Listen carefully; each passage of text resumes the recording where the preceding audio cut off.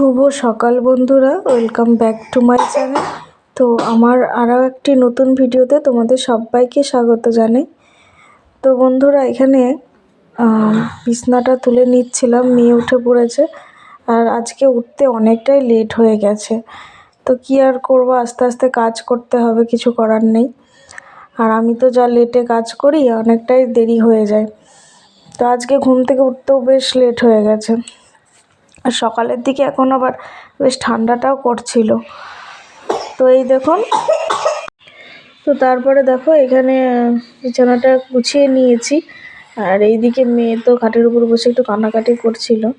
তারপরে এই যে ছোট মেয়ের দিকে কাঁদছিল, বড় মেয়ের ঘর ওইদিকে গোছানো হয়ে গেছে, এদিকে আমাদের ঘরও মোটামুটি গোছানো হয়ে গেছে। আর এই দিকে দেখো বাসন পড়ে আছে কলপারে অনেক।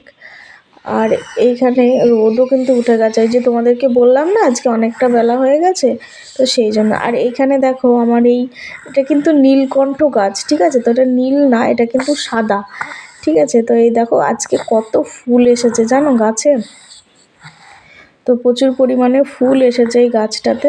আর এই দেখো মেয়ে এখানে দাঁড়িয়ে আছে। তো চলো তোমাদেরকে ফুলগুলো একটু দেখাই কাছে থেকে। এই দেখো, এগুলো দেখতে নীলকণ্ঠর মতনই, কিন্তু এটা কিন্তু নীল না, ফুলটা কিন্তু সাদা। তো তোমরা কি কখনো এরকম ফুল দেখেছো? দেখে থাকলে অবশ্যই কিন্তু কমেন্টে জানাবে। তো দেখো ফুলগুলো কি সুন্দর লাগছে না, একদম সাদা ফুটফুটে।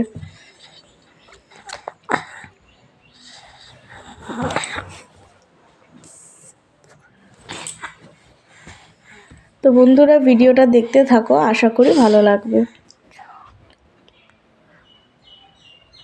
আর এই দিকে দেখো তারপরে কিন্তু কালকে নিয়ে এসেছিল এই যে পাকা পাকা লঙ্কা। তো এগুলোকেই শুকিয়ে শুকনো লঙ্কা করব, সেই জন্য নিয়ে যাচ্ছি ছাদে। আর দেখতেই পেলে বাইরে কিন্তু বেশ রোদ উঠে গেছে, ওই জন্য একবারে ছাদে নিয়ে যাচ্ছে এগুলো শুকাতে দেবো বলে। এই দেখো কি সুন্দর লাগছে, দেখো পুরো লাল টকটক করছে লঙ্কাগুলো, দেখতেই কিন্তু কি সুন্দর। আর এতগুলো লঙ্কা রোদে শুকানোর পরে কিন্তু অল্পই হয়ে যাবে জানো। তো চলো এগুলো মেলে দিই। তো ক্যামেরাটা এক হাতে ধরেছিলাম আর এক হাতে লঙ্কাটা মেলছিলাম, ওই জন্য ওই দিকে না একটু সরে গেল, ওই দেখো সরে সরে যাচ্ছে। কি সুন্দর লাগছে দেখতে, দেখো পুরো লাল। তো এইগুলো এই দেখো এখানে কিন্তু লঙ্কাগুলো মেলে দিয়েছি। আর ছাদের উপর ভীষণ পরিমাণে হাওয়া দিচ্ছিল জানো তো বন্ধুরা, এই দেখো। আর আকাশে এই যে চিল উঠছে পাখি, কি সুন্দর লাগছে না ওয়েদারটা। এই দেখো, আর প্রচুর পরিমাণে হাওয়া দিচ্ছিল ছাদে, মানে আমি তো দাঁড়িয়েই থাকতে পারছিলাম না, এত পরিমাণে হাওয়া দিচ্ছিল। বুঝতে পারছো কিনা জানি না। তারপরে এই দেখো নিচে চলে এসেছি, এসে এই যে উঠোনটা ঝাড় দিয়ে নিচ্ছি। ঘর বাড়িটা তো ঝাড় দেওয়া হয়ে গেছিলো। আর তারপরেই কিন্তু রান্নাঘরে বাসন বের করতে গিয়ে দেখি কালকেকার লঙ্কাগুলো, ওই জন্যে লঙ্কাগুলো আগেই ছাদে দিয়ে আসলাম। আর এই দেখো এখানে দৌড়ে এলাম কেন জানো তো, কারণ ওইখানে একটা গরু, মানে পাশের বাড়ি একটা গরু খুলে গেছিলো। তো মানে এত ছটপট করছিল, ওনাকে ধরতে এসেছিলো আর আমি ভয়ে দিকে দৌড় মারলাম। তো আবার এসে যাই হোক এই যে গরুটাকে নিয়ে গেল, তারপরে কিন্তু উঠোনটা পুরোটা ঝাড় দিয়ে নিচ্ছি।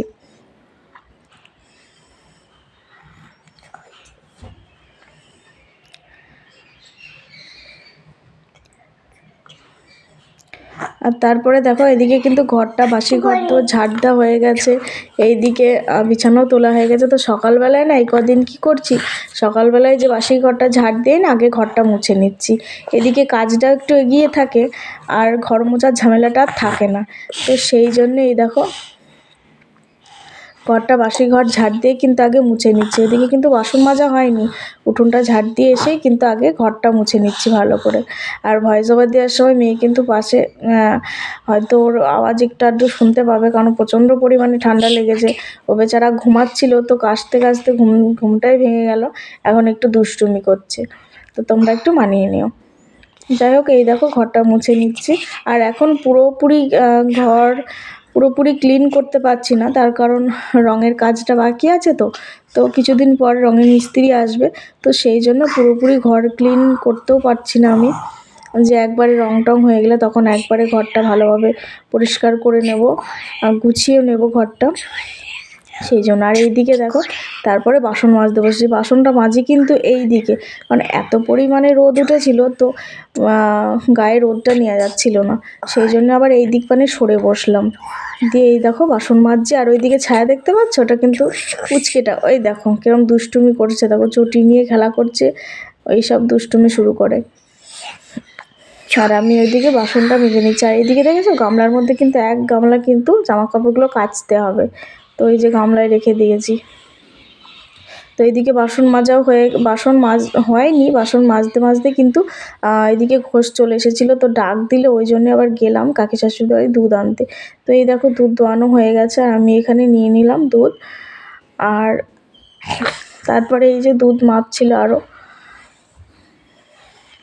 আর এই দিকে দেখো বাছুরটা কি সুন্দর মায়ের দুধ খাচ্ছে, দেখে কিন্তু খুব ভালো লাগলো দেখো। আর এইদিকে আমার মেয়ে দেখছে যে কীরমভাবে দুধ খাচ্ছে। আর এইদিকে এই দেখো ডাঁটাগুলো কেমন হয়েছে দেখেছো, ফুলগুলো ঝরে কিন্তু সব ডাঁটা হয়ে গেছে। আর এই যে বাড়িতে চলে এসেছি দুধ নিয়ে, দুধটাকে ওইদিকে ছেঁকে নিয়েছি, ওইদিকে গ্যাসটাও জ্বালিয়ে দিয়েছি, দিয়ে এই যে দুধ বসিয়ে দিয়েছি। তারপরে একটা কাণ্ড দেখো, এখানে বাসন তো মাজা হয়ে গেছে, আর এই দেখো হঠাৎ করে দেখি একটা পুচকে বাচ্চা বিড়াল এসেছে আমাদের বাড়িতে। তো ওকে বসেছিল, তো আমি ভাবলাম যে কোটো থেকে একটা বিস্কুট নিয়ে দেখি খাই কিনা। তো ভীষণ মায়া লাগছিল দেখে বাচ্চাটা দেখো। তো এই দেখো আমি কিছু বিস্কুট ভেঙে দিচ্ছিলাম, ওকে খেতে দিচ্ছিলাম, কিন্তু ও ভয়েই খাচ্ছে না। এই দেখো কিরম দেখছে দেখো, আর হালকা ম্যাও ম্যাও করছিল। ওই দেখো এদিকে বিস্কুটগুলো দিচ্ছিলাম, কিছু টুকরো মুখেও খাইয়ে দিতে যাচ্ছি, কিন্তু ও খাবে না, ভয়ে খাচ্ছে না। আর তারপরে আমার বড় মেয়ে চলে এসেছিল, রায় পড়তে থেকে রায় চলে এসেছিল, এসেই দেখে যে বিড়ালের বাচ্চা, ও তো খুব ভালোবাসে, ওই সব হাত দিতেও ভালোবাসে, ভয়ও লাগে না।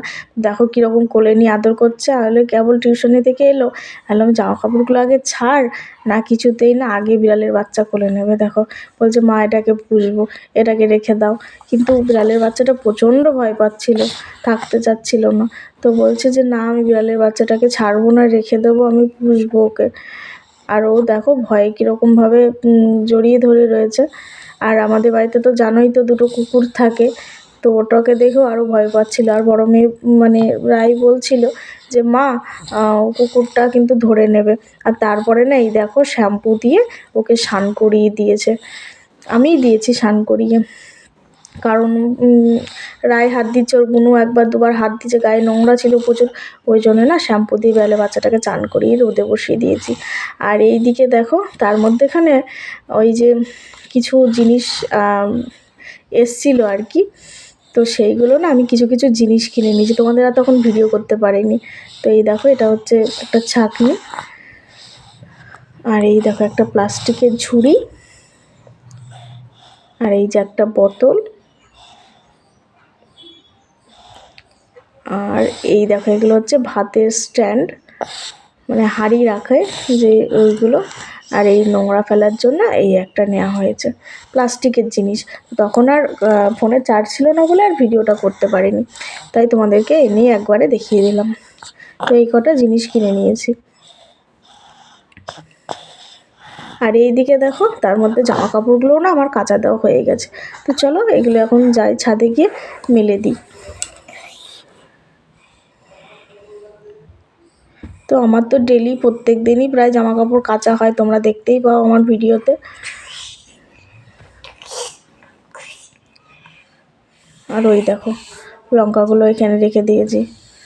আর বেশ ভালো রোদ উঠেছে, হাওয়াও দিচ্ছে, দেখছো গাছের পাতাগুলো কীরকম নড়ছে, ওই দেখো ভীষণ হাওয়া দিচ্ছিল।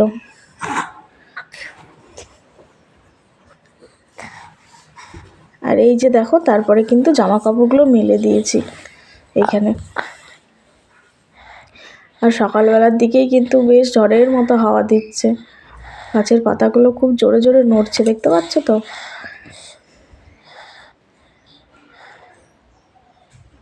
আর তারপরে এই যে দেখো এখানে কিন্তু টিফিন করতে বসে পড়েছি আমি। সারাদিন কাজ করতে করতে নিজে টিফিন খাওয়ার সময়টাও মানে বের করতে পারি না, এরকম হয় এক এক দিন। তো এই যে প্রচণ্ড পরিমাণে খিদে লেগে গেছে, তো এখানে মুড়ি খাচ্ছিলাম আর কি।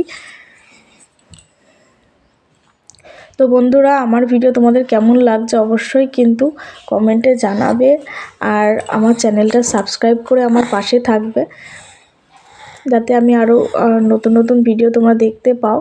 বেল নোটিফিকেশান অন করে রেখে দেবে। আর এই দিকে দেখো মেয়ে স্কুলে যাওয়ার আগে কিন্তু পুজোটা দিয়ে গেছে, কারণ ওই যে বললাম প্রচণ্ড লেট হয়ে গেছে। তো মেয়েকে বললাম আজকে পুজোটা দিয়ে তারপরে যা। তো রাই পুজো টুজো দিয়ে গেছে।